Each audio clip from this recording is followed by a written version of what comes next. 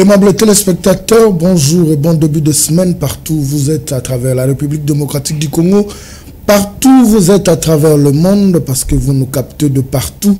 Nous avons vos appels qui viennent de partout, de l'Europe, des États-Unis. Et pourquoi pas ceux qui nous appellent dans le fin fond du Congo. Tous, nous vous disons merci pour cette confiance que vous continuez à nous faire parce que nous sommes là pour vous servir. Nous sommes à 44 jours de la date fatidique, comme j'ai l'habitude de l'appeler, de la date du 20 décembre.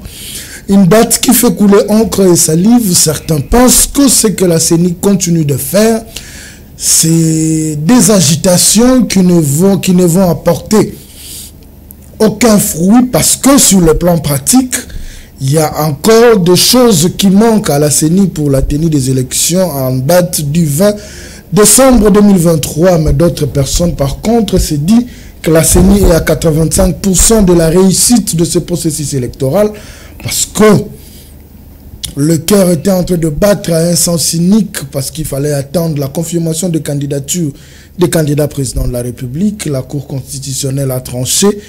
Nous en sommes aujourd'hui à 26 candidatures au lieu de 24 comme publié par la CENI. Ils doivent se battre pour rafler ce siège du président de la République. Nous nous disons que c'est une bonne chose parce que ça fera pour la 4e fois que la République démocratique du Congo va aux élections. Et sur le plan des coutumes, les Congolais sont habitués à aller aux urnes pour élire, se choisir leurs dirigeants. Et cette maturité sur le plan électoral, nous avons déjà essayé d'acquérir cela. Aujourd'hui, les Congolais ne vont plus voter parce que vous leur offrez un polo, un bassin, ou c'est parce que vous leur donnez un 10 000 francs, un 15 000 francs. Aujourd'hui, les Congolais se disent qu'il faut choisir des personnes qui viennent avec des projets qui pourront développer leur circonscription électorale. Donc, c'est sur base de ces projets que les Congolais iront aux urnes. Mais en dehors des élections, nous aurons à parler aussi de la sécurité à l'est de la République démocratique du Congo.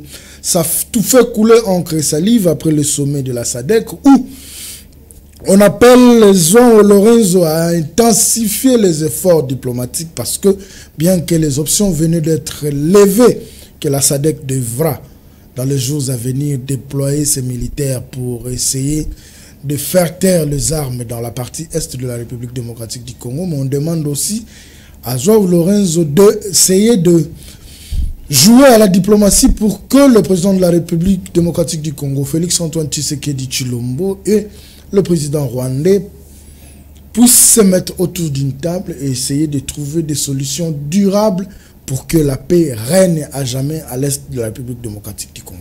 Sur ce plateau, j'ai un invité, il est président d'un parti politique, le parti politique Alliance de valeurs républicaines, en sigle AVER.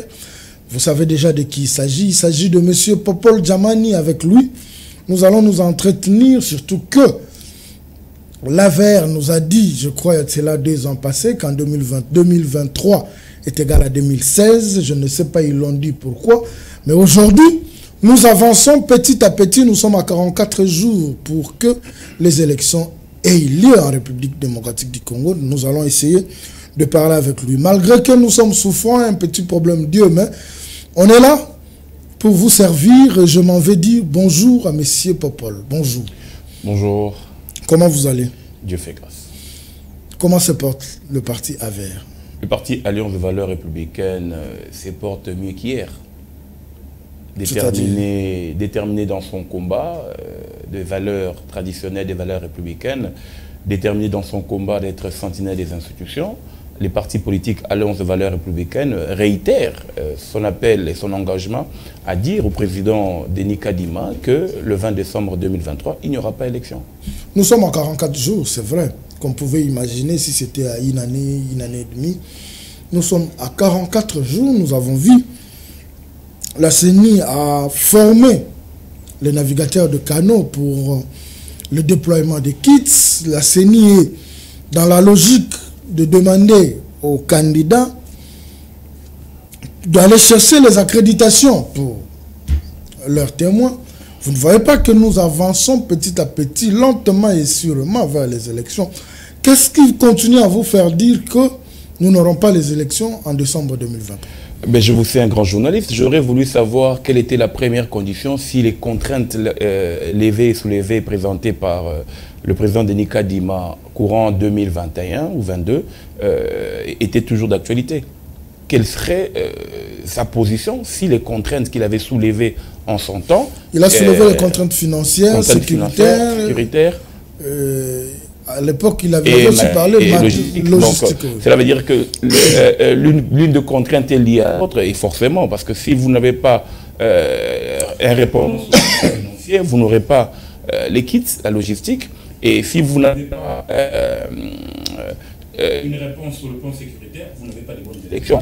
Donc aujourd'hui, avec tout le monde, est-ce que Denis Kadima, toutes les contraintes qu'il a soulevées en son temps, ont-ils trouvé gain de cause? Encore qu'aujourd'hui, d'entrée des jeux, vous avez soulevé que la SADC va envoyer des troupes. Oui. Et lorsque ces troupes arriveront aux zones occupées, avec aujourd'hui, avec la montée en puissance des FARDC, avec l'autodéfense des Congolais qui ont créé cette formation qui arrive à défendre la patrie mieux que l'institution FARDC. Et donc, il faudrait que les Congolais qui se trouvent dans ces zones occupées puissent avoir leur carte d'électeur. Les Congolais puissent pouvoir se choisir ses représentants. Et donc, si ces Congolais-là arrivent à être enrôlés comme le veut si bien le président de la République, c'est que le 20 décembre 2023, il n'y aura pas d'élection. Et que le président Denis Kadima devra avoir son courage, comme le mien, pour dire aux Congolais et Congolaises que le 20 décembre, il ne pourra pas tenir, il faut un rapport technique. Il faut un rapport technique, mais est-ce que tout ce que la CENI est en train de faire, vous ne pensez pas qu'ils ont déjà essayé de prendre l'élan et ils savent ce qu'ils sont en train de faire? Quand vous parlez de contraintes techniques, oui, la CENI l'a évoqué, mais à ce jour, nous constatons déjà le déploiement des kits. Certainement que des solutions palliatives ont été trouvées. Ben, espérons que ces solutions sont trouvées, espérons que les Congolais verront les solutions proposées par le président Denis Kadima, mais en ce qui concerne les partis AVR, le parti AVR dit et continue à dire que le 20 décembre 2023, il n'y aura pas d'élection. La vraie question que nous devons nous poser... Qu'est-ce qui vous fait dire cela? Mais posez-vous la question, regardez, nous sommes ici dans un processus où vous avez un candidat à président de la République qui est poursuivi par la Cour constitutionnelle. Mais est-ce que la machine doit s'arrêter pour une seule personne? Le problème, ce n'est pas celui-là. Qu'est-ce qui va se passer lorsque un candidat, président de la République, se retrouve poursuivi par la Cour constitutionnelle? Et ce n'est pas n'importe quel candidat. C'est un candidat important. Dans une bataille, tous les candidats sont égaux. Non, j'ai dit... C'est parce que le rapport de force pour nous... C'est parce qu'un candidat a un problème avec la justice que la machine doit s'arrêter. Est-ce que pour le... Je vais déjà citer les noms parce que tout le monde est sans ignorer que c'est de Matata Mponyo qu'il s'agit. Matata Mponyo poursuivi par la justice, mais il en est conscient, lui, il en est très conscient qu'il est poursuivi par la justice. Pourquoi a-t-il accepté de postuler? Est-ce pour lui une façon d'essayer de jeter l'opprobre à ces régimes, parce qu'il savait déjà qu'il avait des problèmes, surtout que, et tout en étant à l'étranger, il avait dit qu'il va rentrer à son pays pour affronter la justice. Aujourd'hui, ils sont en train de parler d'un acharnement, parce que c'est plus du camp de l'opposition où on crie. Nous l'avons vu aussi dans le cas Katumbi, quand on a parlé de la nationalité, ils ont crié à l'acharnement. Est-ce que tout ce qui se fait sur le plan des droits, parce que les personnes qui sont poursuivies sont opposants, que ça doit être seulement un acharnement pour qu'on puisse baliser le chemin pour le régime? Bon, ça c'est votre point de vue. Pour ce qui nous concerne, c'est que nous avons un candidat président de la République qui se retrouve devant l'institution ou l'instance constitutionnelle qui est poursuivi pour des faits pénaux. Et donc, aujourd'hui, nous avons que lorsque la Cour constitutionnelle va répondre aux exceptions soulevées par l'autre parti, co-auteur avec les présumés candidats Matata Mponyo, okay, il y aura un arrêt, il va être signifié. Mais non, la question qu'on doit se poser, nous, est-ce que Matata Mponyo devra-t-il arrêter sa campagne pour pouvoir être devant le juge pénal? Parce que c'est ça la vraie question. le dossier est ouvert, le dossier est pendant, le dossier est encore en instruction au niveau du juge pénal, de la Cour constitutionnelle, ok? Et donc, si demain la Cour rendait son arrêt par rapport aux exceptions soulevées par l'autre partie, donc l'affaire devra être poursuivie. Donc, Matata Mponyo devra répondre. Bon, si vous ne voulez pas rentrer dans ce contexte-là, je vous le conseille. Est-ce interdit qu'un candidat président de la République soit interpellé par la justice? Mais est-ce que nous comprenons quelque chose ici? C'est un candidat qui veut aspirer à être président de la République. Mais c'est pas, et donc, si ce candidat qui veut être président de la République se retrouve poursuivi par l'instance... Ces problèmes n'ont pas commencé avant la campagne. On aurait voulu que les instances habilitées puissent trancher sur cette question bien avant. Parce que maintenant, nous n'avons que deux solutions. La première, c'est que la Cour constitutionnelle puisse acquitter Matata, chose que je ne pense pas qu'elle fera. Donc, pourquoi? Qu'est-ce qui vous fait dire ça? Parce que le ministère public a des nouveaux éléments. Et ces nouveaux éléments vont permettre à ce que le juge pénal d'un ancien Premier ministre puisse donner un exemple par rapport à tous ces anciens Premiers ministres qui, du reste, pourraient se retrouver dans le même cas, des détournements. Donc, si aujourd'hui la Cour constitutionnelle condamnait Matata Mponyo, candidat président de la République, qu'est-ce qui serait l'effroi qui va circuler sur la place publique? Et donc, est-ce que nous n'allons pas tomber sur, pour ne pas parler de digression, est-ce que nous n'allons pas dire que Roland Dallot avait foi en ce qu'il disait par rapport à 2023? Je n'aime pas trop entrer dans les... Non, j'ai dit, je réfléchis, on réfléchit à haute voix. Donc voilà. On réfléchit à haute voix, mais restons d'abord dans ce que nous sommes en train de dire. C'est vrai que Matata reste candidat président de la République. Il est candidat. Oui, il est candidat président de la République. Mais poursuivi par la Cour constitutionnelle. Poursuivi par la Cour constitutionnelle, oui. Mais cette même Cour aussi a confirmé sa candidature. C'est à la Cour. C'est à la Cour de prendre des décisions. On est là en train de regarder. C'est vrai que nous pouvons commenter, mais attendons que les décisions viennent. Mais restons dans ce processus. À 44 jours, un processus très contesté dès le début. Les contestations ont commencé le jour même où on a choisi le président de la CENI. C'est le jour où les contestations ont commencé. Tant de problèmes pendant ce processus, mais à ce jour, nous sommes, comme je venais de le dire, à 44 jours de ces élections. Une grande frange de la population croit et fait foi à Denis Kadima. Parce que avant, il nous disait qu'il n'y a pas l'argent, mais du moins nous avançons. Et nous en sommes là où nous sommes. Est-ce qu'on peut donner du crédit à ce qui s'est fait par rapport à tout ce qui s'est dit? L'opposition a contesté ces bureaux, mais ils sont dans ce processus avec le même bureau, bien qu'ils ont encore cherché à rencontrer Kadima. Chose qui n'a pas encore été faite. Mais est-ce qu'on peut donner du crédit à ce processus qui a commencé avec beaucoup de tâtonnements, mais aujourd'hui, nous sommes à 44 jours de la date du 20 décembre. J'aimerais que les Congolais se souviennent que nous avons eu un homme charismatique, Feu Etienne Tshisekedi. Feu Etienne Tshisekedi, aujourd'hui, même si les gens diront que cette comparaison est un peu ostentatoire, je crois que Joseph Kabila essaie aussi de faire un peu le contrepoids de Feu Etienne Tshisekedi. Parce que lorsque vous dites que les opposants ont contesté cette CENI, écoutez, sur le plan parlementaire, la plus grande force de l'opposition, c'est le PPRD. Et donc, le PPRD ayant contesté, le PPRD n'ayant pas participé à cette joute électorale, donc je crois que c'est le parti phare qui, demain, lorsque nous allons nous retrouver pour discuter sur la période qui va au-delà du délai pour lequel le président Denis Kadima devrait organiser les élections, le PPRD prendra une part active dans le processus. Parce qu'aujourd'hui, Popol Djamani, je ne vois pas cette opposition revendiquer quelque chose et se retrouver encore en train de participer. Parce que vous ne pouvez pas aimer et le beurre et l'argent du beurre. Donc il faudrait que notre opposition puisse faire un choix. Et ils ont fait un choix d'aller aux élections. Élections pour laquelle nous pensons qu'elle ne sera pas tenue dans les délais. Et nous continuons de le dire. Mais simplement, nous appelons parce qu'aujourd'hui, le vrai problème, c'est quoi?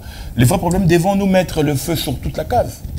Parce que est-ce que Denis Kadima sait, et je crois que je vais le rappeler par votre micro, que les juges de la Cour constitutionnelle risquent de tomber hors mandat, surtout ceux ici du Congrès. Parce que si nous respectons à la lettre son programme, les juges de la Cour constitutionnelle seront hors mandat. Comment ça? Parce qu'il faut rappeler ici que les juges de la Cour constitutionnelle ont un mandat de 9 ans. Oui. Ils ont été investis le 4 avril 2015. Et donc, 9 ans, ça veut dire que c'est le 3 avril 2024 qu'on devrait renouveler les juges de la Cour constitutionnelle. Parce que le mandat termine le 3 avril 2024. Or, oui, le président Denis Kadima, sur sa feuille de route, estime que les élections sénatoriales doivent s'organiser le 24 février 2024. Alors que l'article 7 de la loi portant fonctionnement de la Cour constitutionnelle veut qu'au terme de l'article 7, si je ne m'abuse, veut qu'un mois avant la fin du délai, l'on puisse déjà désigner de nouveaux juges. Donc, cela veut dire que le 3 mars 2024. Alors que pour désigner les nouveaux juges, vous êtes sans ignorer qu'il faudrait qu'ils proviennent à la fois du Parlement, ça veut dire une Assemblée nationale, un bureau d'une Assemblée nationale définitive et un bureau du Sénat définitif. Donc, à ce jour, ou au moment de cette organisation, le Sénat n'aura pas un bureau définitif pour pouvoir présenter les juges de la Cour constitutionnelle. Et donc, ça poserait un problème. Gérer, c'est prévoir. Le parti Sentinelle est en train de... Qu'est-ce qui pourrait arriver alors si nous arrivons à cette hypothèse dont vous faites allusion? Mais nous allons faire tomber toutes les cartes. C'est-à-dire? C'est-à-dire que lorsque les juges de la Cour constitutionnelle se retrouvent hors mandat, les actes qu'ils vont poser sont des actes anticonstitutionnels. Parce que, je ne sais pas, peut-être les gens, il n'y a aucun nouveau juge. Tous ces juges qui sont au niveau de la Cour constitutionnelle, même le dernier, il suit le mandat d'un autre. Il ne vient pas avec un nouveau mandat. Le mandat est de 9 ans et ils sont renouvelés 3, 6 et 9. 3, 6, les premiers 3 ans et les 6 premières années, c'est par tirage au sort. Et la première fois, il n'y avait pas eu de tirage au sort parce qu'il y a eu démission et puis il y a eu mort d'un juge. Et quand ils ont voulu faire le premier tirage, et donc nous arrivons au terme des 9 ans. C'est ça la vraie question que nous devons nous poser. Et cette question vient régler la préoccupation soulevée par le PPRD, qui estimerait qu'on n'a pas désigné des juges en conformité avec la loi. Donc, si nous allons avec le programme tel qu'est fixé par Denis Kadima et que les juges de la Cour constitutionnelle arrivaient à tomber hors mandat, de tous d'ailleurs, donc le président Félix-Antoine Tshisekedi aurait répondu directement à une préoccupation soulevée par le PPRD. Maintenant, il reste la deuxième préoccupation, c'est sur les PV de désignation des membres de la CENI, qui pourraient encore poser problème. Donc, à ce moment-là,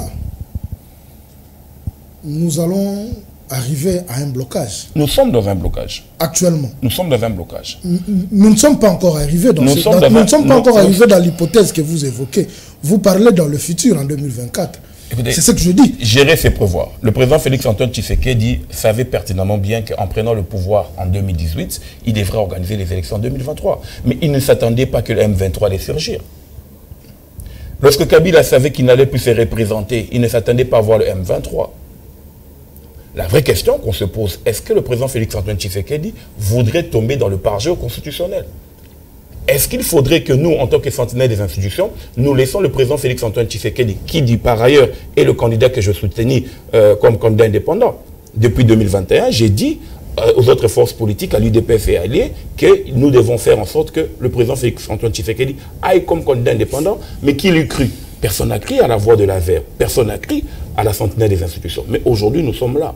Donc aujourd'hui, le parti Sentinelle, le parti AVR, Sentinelle des institutions, rappelle à tout cela que si nous laissons l'organisation du scrutin tel qu'il est en train de se passer, nous risquons d'avoir une balkanisation dans ce pays. Premier élément. Et deuxième élément, le juge de la Cour constitutionnelle, au terme de l'article 150 de notre Constitution, qui est garant des libertés individuelles et des droits fondamentaux des citoyens, ne peut pas admettre que les concitoyens qui sont à Kwamutu, qui sont à Massissi, qui sont à Bunagana, ne puissent pas se choisir des représentants et ne puissent pas être électeurs dans ce processus électoral. Donc nous avons un problème qui appelle à suffisance, qui est un dialogue, qui est un cadre de concertation pour que nous puissions ensemble avec les autres ici je vois l'opposition, et l'Union sacrée, discuter sur une nouvelle approche pour préparer les élections en 2025. Une certaine opinion pense que tous ceux qui appellent au dialogue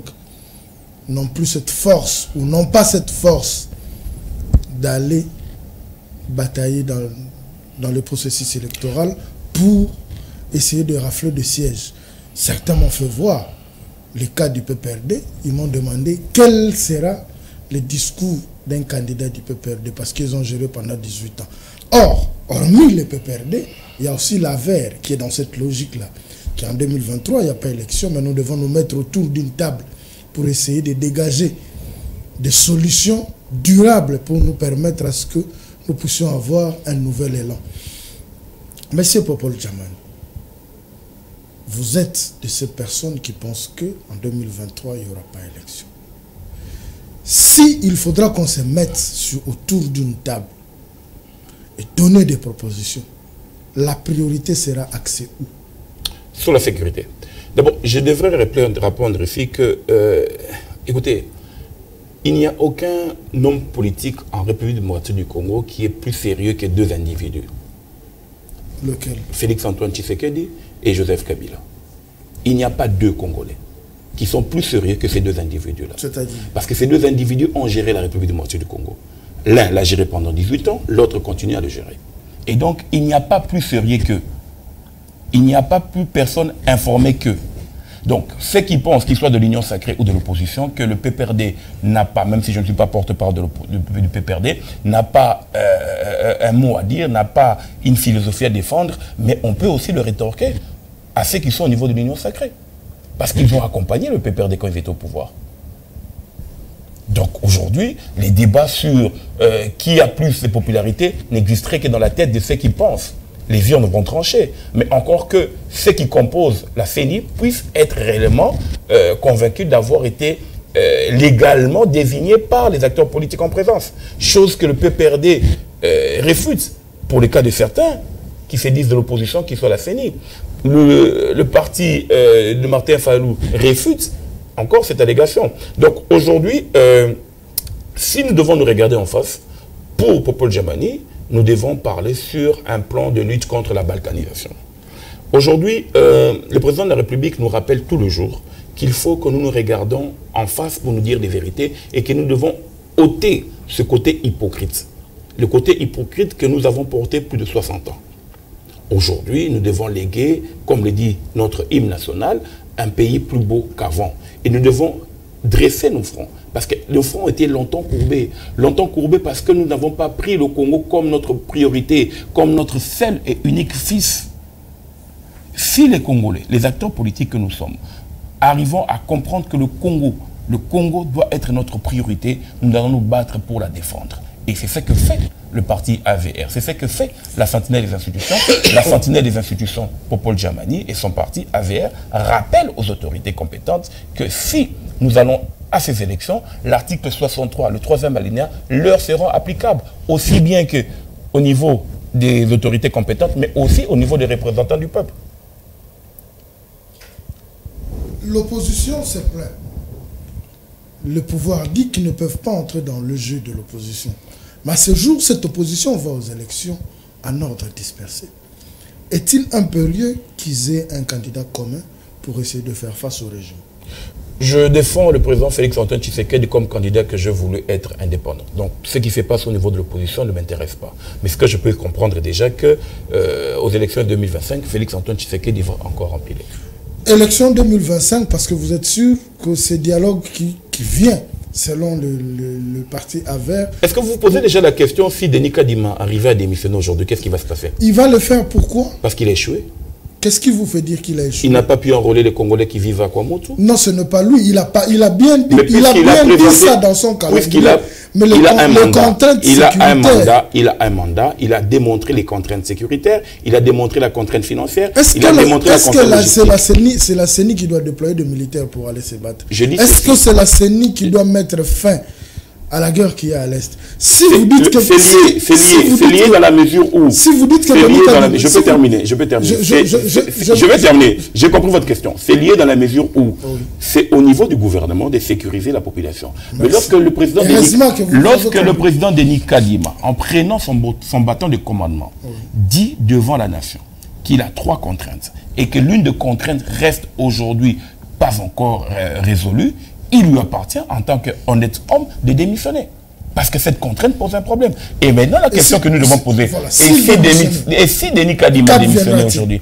Et donc, vous comprendrez qu'il faudrait que les confessions religieuses puissent désigner un nouveau président. Parce qu'il n'appartient pas au vice-président d'assumer. Mais ça c'est encore un autre problème. Parce que les confessions religieuses, quand vous devez prendre les églises de réveil où il y a déjà des problèmes, est-ce qu'ils viendront encore se mettre autour Ils viendront encore se mettre autour d'une table avec raison pour laquelle Averdi que nous sommes en plein blocage, mais simplement il faut que nous fassions tomber les écailles qui se trouvent dans nos yeux. Est-ce qu'il faudrait que Jésus-Christ revienne pour nous dire, allez vous laver encore pour bien voir? Chaque Congolais sait qu'il y a un problème. La cartographie pose un problème. Les cartes d'électeurs posent un problème. Les Congolais vivant dans les zones occupées ne peuvent pas aller aux élections. Ça pose un problème. Là, surtout le problème de la carte, c'est donc sérieux. Aujourd'hui, ça, il faudra vraiment... Aujourd'hui, Denis Kadima... taper du poing sur la aujourd'hui, table, Denis Kadima, si... Ceux qui délivrent aujourd'hui, Denis Kadima, c'est compliqué. Aujourd'hui, Denis Kadima, s'il y avait une organisation mondiale des observations électorales, devait donner côté Denis Kadima, mais excusez-moi, il est à 3 sur 10. Parce qu'on ne peut pas prétendre qu'on est président d'une CENI, qu'on a pu gérer, qu'on a pu commander, qu'on a pu confectionner un projet et arriver au bout, et qu'on retrouve des Congolais qui manquent des cartes d'électeurs. Même s'il faut aller en rechercher. Et donc, pour aller rechercher une carte d'électeur, je prends ici le cas des 6 points lancés par le candidat Matata Ponyo à Denis Kadima. Comment est-ce qu'un Congolais qui vit à plus de 1 km ou 4 km à l'intérieur du pays va aller dans un bureau pour récupérer sa carte d'électeur? Est-ce que les Congolais veulent encore voir, si nous organisons ces élections, parce que moi je n'y crois pas, avoir un président de la République, Félix-Antoine Tshisekedi, et avoir une majorité de l'opposition? Est-ce que vous pensez que cette carte est encore possible aujourd'hui avec tous ces gros poissons, tous ces poids lourds qui soutiennent le président de la République dans l'Union sacrée, dans tous ces regroupements qui ont vu le jour, qui viennent derrière le président de la République, disent qu'ils viennent pour lui donner un second mandat avec une majorité écrasante. Est-ce que vous pensez que cette cérémonie peut encore arriver, que l'opposition soit majoritaire au Parlement? Vous savez, j'ai toujours aimé le concept de l'ancien président de la République, Joseph Kabila. Il avait tout le pouvoir pour avoir 500 députés à lui. Il avait une cour constitutionnelle, il avait une CENI. Mais en aucun cas, le PPRD a eu 250 députés. En aucun cas. Et en aucun cas, que ce soit la majorité présidentielle, n'avait avant qu'il y ait nommé un informateur, plus de 350 députés. Donc, c'est un faux débat. Que le Congolais lambda sait qu'il va voter, le Congolais lambda sait quel est ce candidat qui est crédible à ses yeux, et donc pour nous, en ce qui concerne la représentation nationale, le Congolais sera libre de trancher. En ce qui concerne le vrai problème, nous disons que nous devons nous retrouver sur une table parce que je vous donne des cas de figure. Oui. Essayez de donner des pistes de solutions aussi. Mais les pistes de solutions, j'en donne tous les jours. Les pistes de solutions, j'en donne tous les jours. Quand vous dites on se met autour d'une table, essayez de donner aussi des pistes de solutions. J'en donne tous les jours. Je dis que je suis une structure politique qui donne des solutions tous les jours. Nous avons écrit au président de la République pour lui demander de mettre cas par cas tous ces militaires qui sont issus de San City. Et je pense qu'il est en train de le faire. Nous avons demandé au président de la République de pouvoir prendre l'outil informatique pour pouvoir l'intégrer comme nouvel outil de dissuasion dans l'arsenal militaire. Nous pensons qu'il est en train de le faire. Nous avons écrit au président Denis Kadima pour lui dire que si nous tendons avec sa configuration, les juges de la Cour constitutionnelle seront hors mandat. Nous avons dit au président de la République qu'il ne peut pas permettre à ce que les Congolais, et la Cour constitutionnelle le sait très bien, que les Congolais qui vivent à Massissi, Bunagana, Kwamutu ne puissent pas être enrôlés. Nous avons présenté des choses et nous avons dit au président de la République les solutions pour lesquelles nous attendons. Simplement, il appartient à l'autorité maintenant de répondre. Est-ce que tout le monde veut voir le 20 décembre 2023 que le président Denis Kadima nous dise qu'il est dans l'incapacité de pouvoir organiser parce que il y a eu tel événement, ou bien les gens sérieux, les gens capables, les hommes d'État peuvent déjà prévoir en disant « Et si Denis Kadima démissionné? Et si nous ne tenons pas le 20 décembre 2023, que faisons-nous » Voilà, merci beaucoup. Vous avez senti que c'est M. Popol Djamani qui défend sa position parce que ça fait un bon moment qu'il nous disait qu'en 2023, nous n'aurons pas des élections. Il y a 44 jours des élections, il campe sur sa position disant que les élections n'auront pas lieu.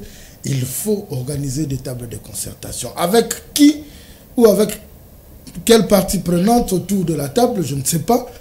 Mais du moins, nous observons ce que la CENI est en train de faire et nous espérons que, avec tout ce que la CENI nous dit, le 20 décembre, nous aurons des élections. Pas des élections sans la sécurité à l'est de la République, la paix totale à l'est. C'est ce que M. Popol Djamani venait de dire. Le week-end dernier, il y a eu des échanges sur le retour d'une paix durable à l'est de la République démocratique du Congo.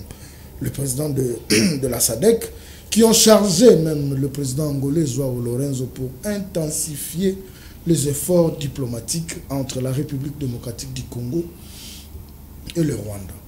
Dans le sommet de bassin, le bassin du Congo, à Brazzaville, au Congo-Brazza à Kintele, le président de la République a cité nommément le Rwanda. Il a même tenu des propos que vous venez d'évoquer ici, de quitter l'hypocrisie. À ce stade, est-ce que nous sommes encore obligés de continuer avec des dialogues, de la diplomatie, alors que nos confrères, plutôt nos compatriotes sont toujours en train de perdre leur vie parce que le Rwanda veut rester maître et trôné dans ces coins de la République démocratique du Congo. Est-ce que nous sommes encore à l'heure des discours ou des sommets, essayer de parler de ce qui se passe à l'est de la République démocratique du Congo en lieu et place de prendre des décisions et de mettre en œuvre ce qu'il faut mettre pour que la paix règne? Mais écoutez, vous demandez à un acteur politique convaincu que devrait faire le président Félix-Antoine Tshisekedi. Il a toujours fait. Il est toujours sur la première ligne défensive, en train de porter haut et fort l'étendard du pays. Le vrai problème, c'est que le président Félix-Antoine Tshisekedi veut, avant de négocier avec qui que ce soit, il doit trouver auprès de son partenaire ou de un interlocuteur la bonne foi. Est-ce que la grande question qu'on doit se poser, est-ce que Paul Kagame est de bonne foi? C'est vrai, le président Lorenzo peut faciliter la rencontre diplomatique entre le président Félix-Antoine Tshisekedi et son homologue Paul Kagame, mais le vrai problème, est-ce que Paul Kagame peut bénéficier de la bonne foi? Parce que les supplétifs du M23 qui est géré des mains de maître de Paul Kagame continuent de poser des actes d'atrocité au niveau de l'Est. Ici, une deuxième question peut être soulevée, c'est que si le président Félix-Antoine Tshisekedi décide d'envahir Kigali, décide de chasser le M23 par les coups des balles, et que si demain, cette conquête arrivait à traverser jusqu'à Kigali, et si Kigali ripostait, comment est-ce que l'opinion nationale, en particulier les opposants, vont constater cet acte du Rwanda? Les opposants, parce que ils sont aussi congolais. Parce qu'ils ne partagent pas la même vision. Raison pour laquelle j'ai dit... Mais non, quand vous dites qu'ils ne partagent pas la même vision, le président de la République a évoqué à Brazzaville, il sera tenté de ne pas construire de pont, mais plutôt un mur. Adolphe Moussite, opposant, l'a aussi dit. Pour combien d'années? Est-ce que le problème, c'est la durée que ça va prendre? Non, le problème c'est de construire un mur qui va nous séparer de Le problème, ce n'est pas celui-là. Le problème, c'est que ces débats... Parce que cette guerre-là... Le problème, c'est que la solution doit être en interne. La solution doit être débattue sur le plan politique. On peut avoir la volonté du président Félix-Antoine Tshisekedi d'épouser un projet lancé par l'ancien Premier ministre Adolphe Mouzitou, de créer des murs. Mais ceux qui viendront après, qui vont estimer qu'ils vont négocier avec Paul Kagame ou avec le futur président du Rwanda autrement, ces murs seront détruits. il ne faudrait pas que nous puissions avoir des idées de coup de tête.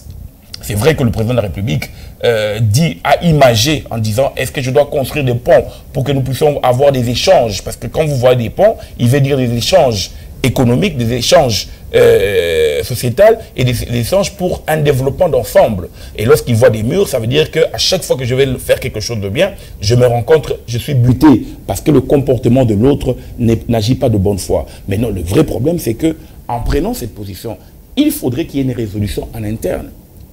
La résolution en interne passera par un dialogue, passera par une mise en bouche de tous les acteurs politiques. Voilà pourquoi j'ai dit qu'il faut appeler les opposants pour dire, voilà, nous avons tel problème qui fait plus de 10 décennies, ou même 22 décennies.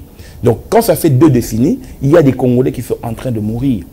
Aujourd'hui, le Hamas se bat pour revendiquer ces terres. Israël s'oppose et Israël attaque. Aujourd'hui, l'Ukraine s'élève pour revendiquer sa propriété et la Russie est en train d'attaquer. Est-ce que nous ne sommes pas dans le même contexte en RDC?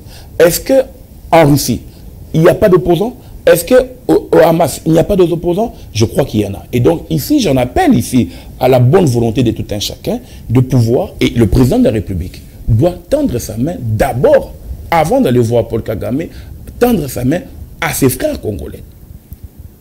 Et que ses frères congolais puissent, puisqu'il a déjà dit, ôter ces caractéristiques de l'hypocrisie pour pouvoir parler du problème du Congo. Et je le dis encore une fois de plus, que le Congo doit devenir notre socle de bataille. Et nous sortirons grands. Pourquoi demander un appui supplémentaire des militaires de la force de SADC alors que nous avons l'EAC? L'EAC qui est là depuis le temps qu'elle est là.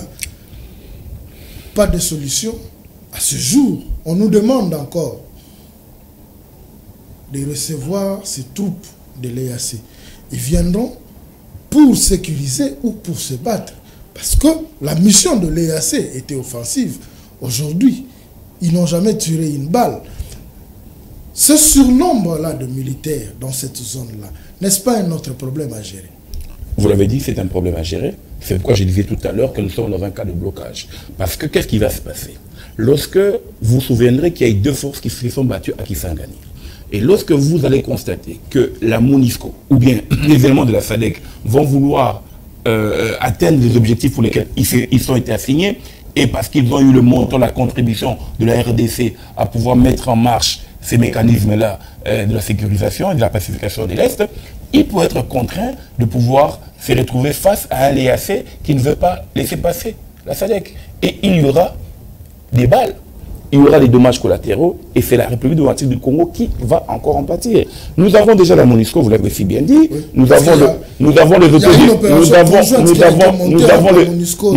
autodéfenses Ouazalendo, nous avons le FARDC, nous avons maintenant la SADC. Il appartient au président de la République, comme je vous l'ai dit tout à l'heure, d'étendre la main aux opposants politiques, encore qu'il peut prendre d'abord les candidats pour pouvoir lever une option en ce qui concerne la contrainte sécuritaire pour pouvoir... Mais le mal aussi avec les opposants congolais, quand on vous tend la main, vous venez avec toute une litanie de demandes. Et des fois, le régime se dit, mais est-ce qu'il faudra prendre en compte tout ce qu'ils disent? Parce que si vous prenez aussi en compte tout ce qu'ils sont en train de dire, votre plan d'action risque de faillir. Est-ce que c'est vrai qu'on peut leur tendre la main, mais est-ce qu'on devra prendre en compte tout ce qu'ils vont dire?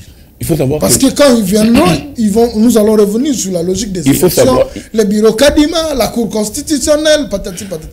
Est-ce qu'il faudra prendre en compte tout ce que les opposants disent? Si je dis que le Congo devra devenir notre socle, il faut comprendre que ce soit les opposants d'aujourd'hui et le régime actuel, ils ont un même père, Etienne Tshisekedi. Et donc, s'ils les regardent en mémoire de Etienne Tshisekedi, je crois que les opposants d'aujourd'hui peuvent épouser les arguments voulus par le pouvoir en place par Félix-Antoine Tshisekedi. Voilà, je pense que c'est sur ces mots de M. Papol Djamani que nous allons mettre un terme à cette émission. C'est vrai que 45 minutes, ça va comme de l'air, mais il y a encore à se dire. Je pense que le mois de novembre, vous serez là permanent pour que nous essayions un peu de parler des... Non, je m'en vais déjà à Kamba pour préparer... Vous allez à Kamba, oui, c'est pour quand? Je m'en vais à Kamba pour préparer déjà le cadre de négociation. Vous martelez plus sur que cette table ronde se fasse en Kamba. Pourquoi? En quelques minutes. C'est un choix politique, c'est un choix spirituel, ce sont des convictions personnelles. Il faudrait que nous revenons aux traditions africaines et encore qu'aux traditions congolaises. Voilà, c'est par ces mots que nous mettons un point final à cette émission. Je dis merci beaucoup à toute la grande équipe technique qui m'a accompagné. Je vois Junior Santos à la caméra, ou à la prise de vie, parce qu'il y avait 3 caméras. Il était là en train de faire le cadrage. À la régie finale, je vois Don Benj et Gelor Mouya. Je veux m'adresser à tous les aigris. Naoloba Boui. Sokomoni Moutoua Bongi. Sala effort. Yopo Bonga na lolenge na yo. Kobonga ya Moutou. Basusu babonga na voie normale, mususu babonga po aluka nzela ya soloka. Soko komi ko lula o muninga azana yango. Soko azongo na ndenga molili o simba kisi. Soki famille na bino kisi simba kate place robele la liboma ya mwana. Donc contentez-vous de ce que vous avez. Ya muninga ya ye. Ozalaki mwasi na ye oboyaki ye azui mwasi mususu. Tika ya sa la vie na ye. Ozalaki mobali ya mwasi wana oboyaki ye ozwa nzele mususu. Tika ye akumbela na nzele oyo ya zui. Chacun de nous a une vie à vivre et kokota na ba vie ya bato et ya malamu mingi te. On se retrouve demain avec d'autres invités. Bye bye.